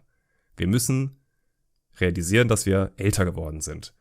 Und was wir möchten, für viele, ist Abwechslung, runterkommen am Feierabend, ein Hobby haben, was uns zwar manchmal auch, manche wollen gefordert werden, aber viele wollen einfach chillen, okay? Die wollen chillen und wollen Spaß haben und in eine Fantasy-Welt eintauchen und nicht sich noch irgendwie hinsetzen und sagen, boah, was muss ich denn heute noch alles machen? Jetzt muss ich erstmal das erledigen. Also eigentlich würde ich gerne das und das machen und am liebsten würde ich einen neuen Charakter anfangen, aber das macht ja Zeitmanagement technisch keinen Sinn. Und davon möchte ich persönlich wegkommen. Und die einzige Version, die mir das gegeben hat, war Classic. Deswegen taugt mir es besser. Dürfen bekannte Figuren anders handeln oder sogar anders sterben? In dieser Classic Plus Endgame, wieso nicht? Dann ist es ein anderer Kanon, dann kann man das akzeptieren. Würde ich sagen, ja. Finde ich sehr, Sehr interessant. Grafisch, wo würdest du da hin tendieren? Classic-Grafik. Möglichst wenig Pling-Pling. Sie ist auf Discovery, hat das super gemacht. Plötzlich kann ein Schamane tanken und so weiter. Hat noch irgendwie so einen kegelförmigen Feuerschwall wie der Pandaren-Dude bei Warcraft 3, damit er besser Aggro ziehen kann. Ne? Also gerade so Kram. Das kann von den Effekten her natürlich noch ein bisschen dynamischer sein, dass auch dass du auch so eine Art Rote hast und dass der Paladin nicht nur 2 Knöpfe drückt. Ne? Aber ansonsten braucht es, glaube ich, nicht mehr und auch nicht mehr, um Leute zu beeindrucken. Ich glaube, du kannst von der Umgebung her, du kannst schon, also ich glaube nicht, dass es jetzt das Spiel kaputt macht, wenn du es moderner machst. Vielleicht kriegst du es also mit auch mehr neue Leute rein, ne? Aber das ist auf jeden Fall einfach mal eine Chance, Leute. Wenn ihr da einfach auch wieder wegen dem Kanon, was du jetzt gerade gefragt hast, einfach auch wieder eine Chance, neue Spieler mit reinzukriegen. Weil, ganz ehrlich, ich habe vor einem halben Jahr versucht, die liebe Lilimon und die Mel, Grüße gehen raus, Retail beizubringen. Ey, versucht das einen kompletten Neuling, der noch nie WoW oder ein MMORPG gespielt hat, mal zu erzählen, was da abgeht. Es ist wirklich schwer. Es ist wirklich, wirklich schwer. Und deswegen, hey, wenn wir mit Classic Plus einen neuen Kanon haben und nach The Last Titan ein WoW 2.0, also vielleicht ist es für das Weiterbestehen des Franchises gar nicht so unschlau. Ich wollte genau diese Frage gerade stellen. Muss Classic Plus überhaupt offiziell Warcraft, also beziehungsweise halt im Warcraft-Kanon, ne, weiter bleiben oder halt darf es halt auch darüber hinaus. Aber es ist wirklich krass, wie sehr man da ins Detail gehen kann. Und da merkt man ja alleine schon die Angriffsfläche, wo man dann auch wiederum enttäuscht werden kann. Den größten Disput, den man gerade merkt, ist im Grafischen. Da ist einfach wirklich, das merkt man, beziehungsweise hat man auch gesehen, glaube ich, bei den Umfragen hier internationaler Ebene plus hier Booty Bay Jungs, dass da wirklich 50-50 ist. Viele wünschen sich so Unreal Engine 5 sogar. Und andere sagen halt so, SOD-Grafik ist doch geil, ne? Nimm doch und let's go. Also die klassische. Und ich glaube aber, dass das auch somit das Unrelevanteste ist, selbst wenn man die größte Grafik-Sau ist der Welt und sagt, ich lege so viel Wert auf Grafik, wenn das Gameplay unfassbar stark ist, dann ist die Grafik am Ende auch wahrscheinlich wieder zweitrangig. Klar wird es dann trotzdem welche geben, die ihre Grenze ziehen und sagen, nö, sieht für mich doof aus. Geht ja jetzt, sag ich mal, auch genügend Classic-Spieler nicht anders, die sagen, Retail ist mir schon viel zu quietschebunt und diese Disneyfication geht mir auf den Sender und ist ja auch alles okay. Aber ich glaube, das soll Classic Plus halt auch einfach werden, so dieses Mittelding. Und da ist es natürlich schwer zu sagen, okay, wir heißen schon Classic Plus und nehmen eine Retail-Grafik. Also das passt ja in Kontext irgendwie nicht. Deswegen glaube ich schon, dass es so diesen SOD-Weg weitergehen wird, aber ist natürlich an der Stelle auch reine Spekulation. Chetner, also ich habe gemerkt, dass meine ganzen Notizen teilweise Schall und Rauch waren. Also es war wirklich unfassbar schwer, diesen Tut mir leid, dass ich dich jetzt hier umso in der falschen Richtung gelenkt habe. Umso schöner ist es, dass wirklich, ich sag dir, ne, ich habe hier mein Skript liegen, ich könnte es dir vorlesen, es ist wirklich 85% von Fragen, Schall und Rauch, die wird jetzt niemand erfahren. Aber wir haben ganz viel angerissen und es hat trotzdem sehr viel gepasst und ich würde jetzt auch wieder zum Ende des Podcasts gerne ein kleines Spielchen mit dir spielen. Und zwar hieß es in der ersten Folge der letzte Talentpunkt und so heißt es auch heute nur in der Lore Edition, also der letzte Talentpunkt als Lore Edition und er ist viel kürzer und kompakter. Du hast heute wirklich nur einen Talentpunkt. Du hast jetzt nicht so 5 Fragen, wo du einsetzen kannst. Du hast wirklich nur einen Talentpunkt. Aber bevor wir uns dem widmen, muss ich das gerade ganz kurz sacken lassen und muss sagen, ja, schön, dass du am Start warst. Das hat wirklich sehr viel Spaß bereitet. Ich hätte wirklich noch sehr gerne noch viel länger darüber auch gesprochen und wäre auch noch mehr ins Detail gegangen. Und ich hoffe auch, dass das Publikum es mir nachsieht, dass ich da nicht wirklich in jede Nische reingehen konnte, weil wir haben jetzt hier wirklich schon über 1 Stunde und 20 gesprochen und sind noch nicht ansatzweise da, wo man hätte sein können. Aber ich glaube, es war trotzdem an sich schön. Möchtest du denn noch irgendwie den Leuten hier schon was mit auf den Weg geben, bevor wir das kleine Minigame spielen? Hast du irgendwie so Worte, wo sie sagen, ey, also ich bin da allgemein so, ich sage so, Leute, seid einfach offen, hypt euch nicht zu sehr, denkt an die Gaming-Industrie, das ist denen ihr Job halt auch, euch richtig den Mund wässrig zu machen und euch richtig zu hypen, aber seid halt auch offen so. Und wenn dann halt von eurer To-Do-Liste 10 Dinge halt nicht klappen, sondern nur 4, ich glaube, dann ist das schon eine hohe Quote, wo man sagen kann, ey, Mensch, hat doch besser abgeschnitten als gedacht. Gibt es da was du noch irgendwie nach außen sagen möchtest im Bezug zu Classic Plus? In Bezug auf, also ich würde sagen, Leute, lasst es auf euch zukommen. Also ich finde es sehr schön, darüber zu sprechen. Es hält mich auch immer so ein bisschen beschäftigt und dann kann ich ein bisschen in den Markt reinhören und mal gucken, okay, was haben Leute Bock, ne? Aber letzten Endes wird immer Entscheidungen geben, wo Blizzard in den Markt auch reingehört hat, aber vielleicht nicht direkt in eure Ecke, in eure Nische, an eure Person. Das heißt, also es wird immer Sachen geben, die euch nicht so gefallen werden. Und ich denke, es ist wichtig, dass wir mit diesem ganzen Classic-Palaver, also ich meine, Sauerkraut hat es bewiesen, Classic lebt. Das ist ein uraltes Spiel, was funktioniert. SOD hat gezeigt an den Spielerzahlen und an der Begeisterung, dass es funktioniert.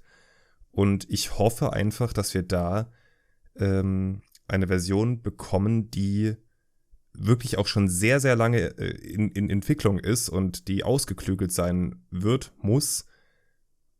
Und ich glaube, wir können uns auf was freuen. Ich glaube, ihr erwartet nicht zu viel, seid nicht zu enttäuscht, wenn genau eure Punkte nicht rankommen oder vielleicht 1, 2 nicht. Aber ich glaube, also ich bin positiv gestimmt. Ich glaube, wenn sie wirklich alles berücksichtigen, was so Turtle Wow, SOD, was haben euch die ganzen Content Creator gesagt, was sie möchten, bla bla bla. Und es waren alles gute Ideen. Ich habe nichts gehört, wo ich sage, oh, das ist aber nix. Weiß ich nicht, warum das nicht funktionieren sollte.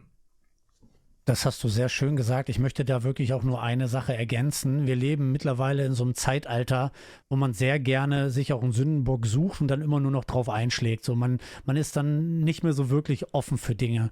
Auch unsere Aussagen hier im Podcast sind nicht in Stein gemeißelt. Und nur weil wir etwas toll finden, was der eine oder andere dann nicht toll findet, gibt das ja trotzdem genügend Potenzial, trotzdem ein Existenzrecht zu haben. Ne? Und deswegen, ich muss ganz ehrlich sagen, und das fand ich gerade so schön an deinen Worten, wenn man sich mal die Entwicklung anschaut, klar, Blizzard hatte genügend Momente, wo ich nicht so positiv gestimmt war. Aber auch mit einer Holly Longdale, die aus Bereichen kommt, wo sie genau diese Community-Stimmen einsammeln und halt verwerten wollte. Und darüber hinaus ein Chris Metzen wieder zurückkam. Und das kann man als positiv oder negativ sehen. Plus Content Creator werden eingeladen, sogar welche, die sehr gemocht werden und gefeiert werden in ihrer Bubble, in ihrem Land. Das sind gute Anzeichen. Ein SOD hat abgeliefert und wenn ich mich jetzt einlogge, ist Orgrimmar immer noch voll und ich spiele halt Horde, deswegen ist es Orgrimmar. Und es ist proppenvoll und ich denke mir so, wow, das ist wirklich der Warteraum für Classic Plus. Und deswegen, hypt euch nicht zu sehr. Seid trotzdem positiv und vor allem nichts ist endlich. Also selbst wenn jetzt Sachen noch nicht berücksichtigt wurden, sie können noch kommen in den folgenden Patches. Und deswegen, ich hätte vorhin auch gedacht, dass du sogar diese Levelphasen kleiner gehalten hättest. Deswegen habe ich da gezielt reingestochen. Weil viele sagen so, ja, erstmal bis Level 25. Ey, man kann auch sagen, erstmal bis Level 15 oder bis Level 10. Wenn es auf der Reise schon so viel zu erleben gibt, was geil ist. Wenn einfach die XP sich halt ein bisschen ziehen und nicht so schnell gehen, wie es man am Anfang gewohnt ist. Ne, deswegen. Aber gut, das waren doch nochmal schöne abschließende Worte. Seid offen und ich glaube, wir haben alle Bock bis zur BlizzCon und das macht einfach diesen Podcast aus. Das ist hier der Podcast bis zur BlizzCon und auch für dich das Angebot. Sollte der eine oder andere doch noch kurzfristig absagen oder sollten keine weiteren Meldungen kommen, bist du natürlich nochmal zu einer weiteren Folge eingeladen, wenn bis dahin die BlizzCon nicht schon stattgefunden hat und wenn es deine Zeit zulässt. Das hat nämlich sehr viel Spaß bereitet. Bist du aber bereit für den letzten Talentpunkt in der Lore Edition? Ja, klar doch. So, du hast wirklich auch noch ein bisschen Zeit, dann auch ein bisschen mehr darüber nachzudenken und du kannst dann auch nochmal sagen, warum du diesen Talentenpunkt setzt und sehe es komplett auch als Lore Edition. Ich habe auch versucht, so heute mal den Shatner als Person hier einzubringen mit deiner Meinung und nicht nur auf Lore.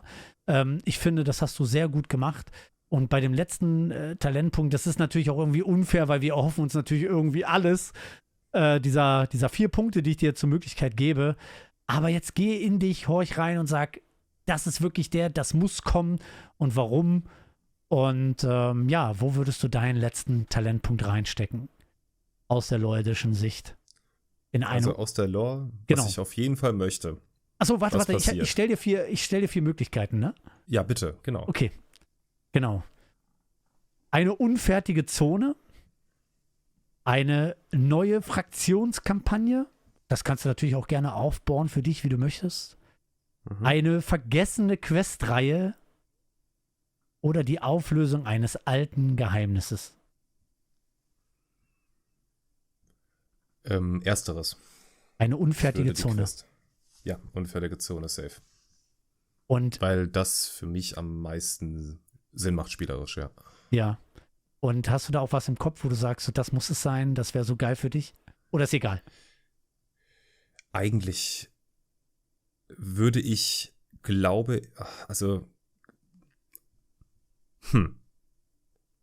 ich meine, wir haben halt Dead Wind Pass. Ich bin ein riesen Karasan-Fan. Mhm. Die Karasan-Krypten sind schon sehr nice. Also ist halt wieder komplett mein Geschmack. Aber ich würde sagen, mit Gilneas kann man auch sehr viel machen. Ich würde sagen, ich setze auf Gilneas. Weil Gilneas, er hätte zu dieser Zeit, müssten die ungefähr mitten in der Worgen-Krise sein. Rein geschichtlich, wenn mich das nicht alles täuscht. Und da geht eine riesen Questline, da geht ein Raid, der dann praktisch Einfluss nimmt, aber nicht schafft. Du hast noch so ein bisschen Druids of the Scythe, also diese Druiden, die ja letzten Endes die Leute zu dem machen, was sie heute sind, nämlich dass sie sich beherrschen können, also diese Verwandlung auch wieder rückgängig machen können. Du hast sehr viel Lore, weil ich der Meinung auch da bin, also erstmal ist diese Lore sehr gut, Gilneas wird leider viel zu wenig noch stigmatisiert in der Gesamtgeschichte. Es gibt, finde ich, kaum ein Volk, was eine bessere Anfangskampagne hat. Und wir sind in Cataclysm, das ist schon ein bisschen her, aber also wer Worgen noch nie gespielt hat, die Anfangsquest also die Anfangszone ist super gut und wird danach halt nie wieder verwendet. Wir haben gab es mal so eine ganz lächerliche Patch, wo man Gilneas zurückerobert in The War Within. Es wurde nie wieder was damit gemacht. Also auch wieder so, ja, nur dass ihr es wisst, Gilneas ist jetzt wieder walking free und ist weg. Ich glaube, das wurde von scharlachroten Leuten irgendwie eingenommen. Ich weiß es nicht mehr. Auf jeden Fall ist jetzt wieder unter Graumähnes Banner irgendwie vereint und die haben ihre Zuhause wieder, aber sie leben da trotzdem nicht und weiß nicht. Ich finde, Gilneas ist, wie ihr schon hört, sehr, sehr, sehr potenzialreich und es wurde viel zu wenig damit gemacht. Deswegen, ich setze auf Gilneas, ja. Würde ich direkt so unterstreichen. Das Schöne ist, du hast damit ja auch so ein bisschen so die ein oder andere Talentpunktmöglichkeit reingezogen, weil es so viel Potenzial bietet. Und bin ich total bei dir. Meine abschließenden Worte, das habe ich nämlich vorhin auch vorgehabt zu sagen, ich glaube, das war halt auch immer dieses Höher, Schneller, Weiter-Prinzip. Ne? Du hast vorhin auch, man kann schon beinahe Räumlichkeiten oder Zonen, kann man da sagen, genannt, die eigentlich nie betreten werden hätten können. Hätte Fahrradkette mäßig. Aber sie haben es getan und ich glaube, das liegt einfach daran, wie wollen wir jetzt noch schocken und wie wollen wir jetzt noch schocken und wir müssen halt diese Geheimnisse irgendwie zulassen, wir müssen die Champions von Azeroth damit wirken lassen, damit sie sich nochmal geiler fühlen, aber ich glaube, Classic Plus ist eben genau das Gegenteil. Lass uns halt einfach so diese Geschichte erleben, lass uns auch die Mythen sein und die Geheimnisse oder nimm dann welche und brech sie auf, aber lass halt auch Sachen unerzählt und geheimnisvoll und mysteriös, wie du es ja vorhin auch gesagt hast. Aber ja, gut. richtig. Und Gilneas bietet da halt einiges. Du hast du kannst dir das Ganze vorstellen, in meinem Kopf habe ich da Shadowfang Keep in 20 mal größer. wenn du das als Raid machst. Du hast Worgen, du hast halt auch da, es gab einen Gilneas Comic, der glaube ich 1, 2, 3 Bände hatte. Da gibt es auch eine gesamte Geschichte dahinter mit Adelsleuten, die dem König Gen Greyman in den Rücken gefallen sind. Manche sind voll auch dafür, diese Worgen komplett auszurotten. Manche sind eher für die Heilung, um dahinter zu treten. Einer sitzt im Gefängnis deswegen und so weiter. Also du hast da wirklich viel. Und nur wenn du Worgen spielst, erfährst du überhaupt irgendwas über diese gesamte Sache, weil es einfach nie diese Mauern von Gilneas verlassen hat. Ja. Deswegen, ja, ne, Raid-Tech, also spielerisch und auch geschichtlich, glaube ich, dass Gilneas da, also da würde ich mich sehr freuen, ja. Also, nicht nur entschleunigtes Gameplay, sondern auch entschleunigtes Storytelling, wo man sich auch mal Zeit nehmen darf, Geschichten zu erzählen und nicht der nächste riesige Bösewicht wartet, den wir wieder zerstören müssen oder wo wir bis heute nicht wissen, worauf er hinaus will. Das erfahren wir auf der BlizzCon. Das war auf jeden Fall die zweite Folge von CC+. Es hat mir unfassbar viel Spaß bereitet. Lieber Shatner, dass du dir die Zeit genommen hast, das danke ich dir wirklich vom ganzen Herzen. Ich habe auch heute wieder gemerkt, wie sehr ich dauerhaft ein Grinsen im Gesicht hatte und dir wirklich zugehört habe und es auf mich einwirken lassen habe, weil es halt einfach so toll ist und dass wir alle diese gemeinsame Leidenschaft halt auch haben und teilen und die Community auch daran teilhaben lassen. Das ist doch wirklich was Schönes und dann lasst uns doch auch alle positiv in Richtung BlizzCon schauen. Möchtest du an dieser Stelle noch was darüber hinaus sagen? Du hast gerade schon gesagt, Leute, reißt euch zusammen, seid mal offen für etwas. Möchtest du noch was zum Abschluss sagen? Und ansonsten war es das an dieser Stelle mit der zweiten Folge. Ich bedanke mich. Vielen Dank für diesen schönen Podcast. Es hat mir auch sehr viel Spaß gemacht. An die lieben Zuhörer da draußen. Seid lieb zueinander. Seid optimistisch, auch außerhalb von Azeroth und alles wird gut und bleibt gesund. Das ist das Wichtigste. Wir hören uns und sehen uns in Azeroth in welcher Form auch immer. Das klingt einfach nur schön. Leute, schaut beim lieben Shatner vorbei, da kriegt ihr auch, da kriegt ihr einfach den entschleunigsten Content überhaupt. Für jeden Lore-Fan ist das wirklich die Anlaufstelle Number One aus meiner Sicht, deswegen schaut da gern vorbei. Wenn ihr sowieso auch eine Plattform sucht rund um Classic Plus, schaut einfach auf classic-plus.de vorbei. Das ist unser Projekt hier und damit sind wir raus. Ich bedanke mich für diese Folge und ja, vielleicht bis ein andern Mal, lieber Shatner. Ciao. Ciao.